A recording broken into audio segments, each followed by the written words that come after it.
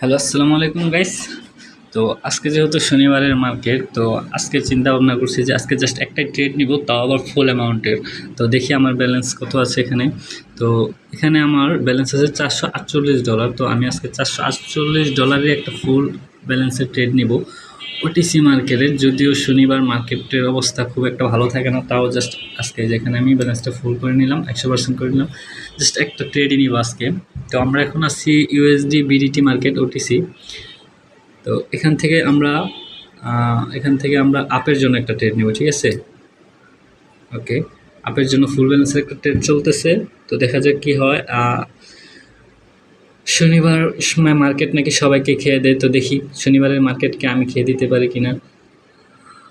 ফুল ব্যালেন্সের ট্রেড চলতেছে, ব্যালেন্স কিন্তু খালি হয়ে যাবে যদি ট্রেডটা লস হয়ে যায়।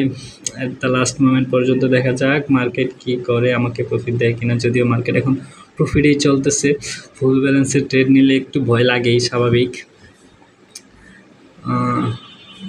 আজকের জন্য প্রফিট হয়ে গেলে আজকের জন্য স্টপ একটা ট্রেডই। আর মাত্র 7 সেকেন্ড, 6 সেকেন্ড, প্রফিট দিবে ইনশাল্লাহ।